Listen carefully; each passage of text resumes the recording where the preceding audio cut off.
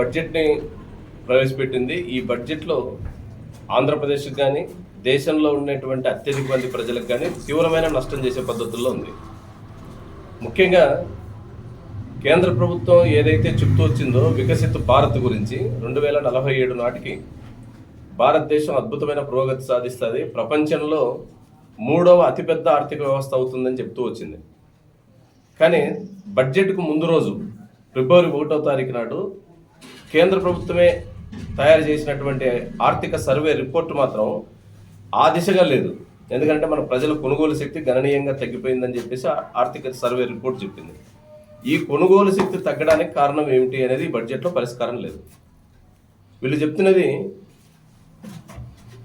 12 లక్షల రూపాయల ఇన్కమ్ ట్యాక్స్ను పెంచితే తద్వారా కొనుగోలు శక్తి మధ్యతరగతిలో పెరుగుతుందని. మొత్తం దేశ ప్రజల్లో ఈ 12 లక్షలకు పైగా ఆదాయం సంపాదిస్తున్న ఇన్కమ్ ట్యాక్స్ హోల్డర్స్ కేవలం 4% ఉన్నారు. 96% మంది ప్రజలకు ఇన్కమ్ ట్యాక్స్కి ఈ 12 లక్షలకు వర్తించదు. మరి 4% మంది ప్రజల ఆదాయం నిజంగా పెరిగిన దేశం ఎట్లా అభివృద్ధి అవుతుంది? అసలు ఆర్థిక కొనుగోలు శక్తి తగ్గిపోవడానికి కారణాలు ఏమి? ఒకటి, ప్రభుత్వ రంగాల్లో ఈ కాలంలో ఉద్యోగాలు అనేది 11 సంవత్సరాల్లో లేవు. 37 లక్షల మంది గతంలో ప్రభుత్వ రంగ సంస్థల్లో పనిచేస్తున్న ఉద్యోగులకు ఉపాధి పోయింది. ముఖ్యంగా బిఎస్ఎన్ఎల్, ఇన్సూరెన్స్ లాంటి, రైల్వే లాంటి కీలక రంగాల్లో ఉద్యోగాలు పోయినాయి. 73 లక్షల ఖాళీ పోస్టులు భర్తీ చేయలేదు. అంటే సుమారు 1 కోటి మంది గతంలో ఉన్న ఉద్యోగులు పోయిన వాళ్ళు కానీ లేదా భర్తీ చేయాల్సిన ఉద్యోగాలు భర్తీ కాకపోవడంతో 1 కోటి మంది కొనుగోలు శక్తి తగ్గిపోయింది. ఇది పెంచితే దేశం అభివృద్ధి అవుతుంది, అది చేయలేదు. రెండోది, మేము ప్రభుత్వాన్ని అడుగుతున్నది, ఈరోజు కేంద్రంలో ఉండేటువంటి ప్రభుత్వం ప్రజలకు సంబంధించినటువంటి విద్య, వైద్యం, సామాజిక తరగతులు, గ్రామీణ సంక్షేమం ఈ రంగాల మీద ఏమాత్రం దృష్టి లేదు. ముఖ్యంగా వ్యవసాయాన్ని బాగా నెగ్లెక్ట్ చేసింది. కార్పొరేట్ కంపెనీలకు అప్పగించడానికి వ్యవసాయ రంగాన్ని మొత్తం కార్పొరేట్ మయం చేసే పద్ధతుల్లో 3 జీవోల్ని నవంబర్ నెలలో ఈ ప్రభుత్వం విడుదల చేసింది. గతం నుంచి 3 నల్ల చట్టాల వల్ల నష్టం జరుగుతుందని రైతులు పోరాడితే అప్పుడు క్షమాపణ చెప్పినటువంటి ప్రధాని బడ్జెట్కు కరెక్ట్గా 2 నెలల ముందు నవంబర్ నెలలో 3 జీవోలు ఇచ్చినాడు. ఈ 3 జీవోల సారాంశం అంతకుముందు నల్ల చట్టాలు ఏవైతే వ్యవసాయ రంగానికి వచ్చినాయో అవే.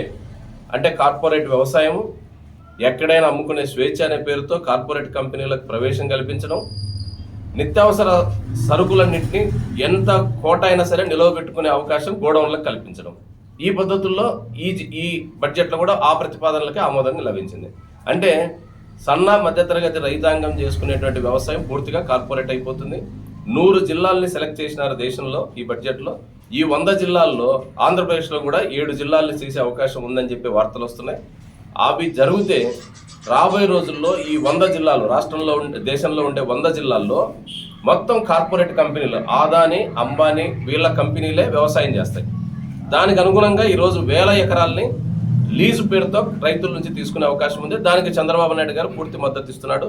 అందులో భాగమే మొన్న అనంతపురంలో జరిగినటువంటి హార్టికల్చర్ కన్క్లేవ్ అనే పేరుతో కంపెనీలను పిలిపించి కంపెనీలతో ఇక్కడ ఒప్పందాలు చేయించే ప్రయత్నం అనంతపురం జిల్లాలో జరిగింది.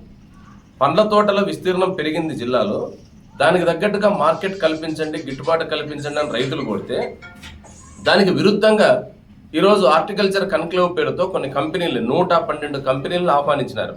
వస్తామని యాక్సెప్ట్ చేసినారు ఈ మీటింగ్కి. కానీ 7 కంపెనీలు మాత్రమే ఒప్పందాలు చేసుకున్నాయి. ఎందుకని రాలేదు అవి? వాస్తవానికి కార్పొరేట్ కంపెనీలు ఇంకా ఎక్కువ డిమాండ్ చేస్తున్నాయి. వాళ్ళు కోరుతున్నది ఏమిటంటే ఇప్పుడుండే వ్యవసాయాన్ని రైతులు చేయడం కాదు, మేమే వ్యవసాయం చేస్తాం, రైతులతో కొనుగోలు కాదు, రైతుల వ్యవసాయం మేమే చేస్తాం అనేది ఈరోజు కార్పొరేట్ కంపెనీల డిమాండ్. దానికోసమే నేను ఎవరు ఆ కన్క్లేవ్కి రాలా. మేము కోరుతున్నది రాష్ట్రంలో కేంద్రం నుంచి నిధులు రాబడితే తప్ప రాష్ట్రం అభివృద్ధి కాదు కదా. ఒకవైపు అప్పుల్లో ఉండామని చెప్పి చంద్రబాబు నాయుడు గారు చెప్తున్నారు. అప్పులు పెరుగుతున్న మాట నిజం. ఈ సంవత్సరం ఈ 8 నెలల కాలంలోనే మరో 1,00,000 కోట్ల రూపాయలకు పైగా అప్పు చేయాల్సి వచ్చింది. అప్పుల మీద అప్పులు పెరుగుతున్నాయి. ఈ అప్పులకు పరిష్కారం ఏమిటి? ముఖ్యంగా రాజధాని నిర్మాణం కేంద్ర ప్రభుత్వం బాధ్యత. కానీ ఇప్పుడు రాజధాని నిర్మాణానికి కేంద్ర ప్రభుత్వం బాధ్యత తీసుకోవడానికి అప్పులు ఇప్పించే బాధ్యత తీసుకుంటుంది. అది ప్రపంచ బ్యాంక్తో కానీ, ఏషియా డెవలప్మెంట్ బ్యాంక్తో కానీ ఇట్లాంటి కొన్ని సంస్థలతో అమరావతి నిర్మాణానికి అప్పులు ఇప్పిస్తున్నారు. అప్పులు ఇప్పించడమే గొప్ప విషయంగా ఈరోజు పాలకులు చెప్పుకుంటున్నారు. పోలవరం నిర్మాణం కేంద్ర ప్రభుత్వానికి బాధ్యత. ఇప్పుడు పోలవరాన్ని తన బాధ్యత కాదని కేంద్రం చేతులు ఎత్తేసింది. పునరావాసానికి నయా పైస ఇవ్వమనింది. 2020 ఏదైతే ఆ రోజు ఉన్నటువంటి ప్రతిపాదనలు లెక్కలు ఉన్నాయో వాటి ప్రకారమే మేము పేమెంట్ ఇస్తాం తప్ప ఇప్పుడు పెరిగింది మాకు సంబంధం లేదంటున్నారు. మరి ఎట్లా రాష్ట్రం అభివృద్ధి అవుతుంది? అందుకనే కేంద్రానికి సంపూర్ణ మద్దతు ఇస్తున్నటువంటి రాష్ట్ర ప్రభుత్వం పక్కన బీహార్ మాత్రం తాత్కాలిక బడ్జెట్ ఎన్నికల ముందు ప్రవేశపెట్టిన బడ్జెట్లో రాయితీలు పొందింది. నిన్న ఎన్నికల తర్వాత ప్రవేశపెట్టిన ఫిబ్రవరి బడ్జెట్లో అదనపు రాయితీలు అది పొందింది. అదే మద్దతు ఇస్తున్నటువంటి ఆంధ్రప్రదేశ్కు మాత్రం ఏ నయా పైసా అదనంగా ఇవ్వాలి. కనీసం ఆ రాష్ట్ర పేరు కూడా ఉచ్చరించాల. అది దౌర్భాగ్యం. ఇప్పటి వరకు జరిగిన ఏ బడ్జెట్లో అయినా ఆంధ్రప్రదేశ్ లాంటి ముఖ్యమైన రాష్ట్రాల పేర్లు మాట్లాడతారు. కనీసం ఇక్కడ మాట్లాడింది ఏమిటి నిర్మలా సీతారామన్ గారు అంటే మన గురజాడ అప్పారావు గారి కొటేషన్ చెప్పింది. కొటేషన్ మాత్రం మంది చెప్పి మొత్తం నిధులన్నింటినీ ఉత్తరాది రాష్ట్రాలకు, ప్రత్యేకంగా బీహార్ లాంటి రాష్ట్రాలకు తరలించేసినారు. మేము కోరుతున్నది రాష్ట్ర ప్రభుత్వం కేంద్రానికి మద్దతు ఇవ్వబట్టి ఈరోజు కేంద్రంలో అధికారంలో ఉంది. దానికి తగ్గట్టుగా నిధులు ఎందుకు సాధించలేకపోతున్నారు? విశాఖ ఉక్కు గురించి మాట్లాడలే, కడప ఉక్కు గురించి మాట్లాడలే, వెనకబడిన ప్రాంతాల ప్యాకేజ్ గురించి మాట్లాడలేదు. కాబట్టే కేంద్రం మీద రాష్ట్ర ప్రభుత్వం ఇప్పటికైనా బడ్జెట్ ప్రతిపాదనలు ఆమోదం అయ్యేలోపు కేంద్రం మీద ఒత్తిడి పెంచకపోతే ఆంధ్రాకు మరోసారి అన్యాయం జరుగుతుంది. చివరిగా ఈ బడ్జెట్ ప్రతిపాదనలకు నిరసనగా దేశవ్యాప్తంగా ప్రత్యామ్నాయ ప్రతిపాదనలు ప్రజల ముందుకు తీసుకురావాలని చెప్పేసి వామపక్షాలు భావించాయి. అందుకని ఈ నెల 14 నుంచి 23 వరకు దేశవ్యాప్తంగా కమ్యూనిస్టు పార్టీలు ప్రతిపాదిస్తున్న ప్రత్యామ్నాయ బడ్జెట్ ప్రతిపాదనల గురించి ప్రజల్లో ప్రచారం చేయదలిచాం.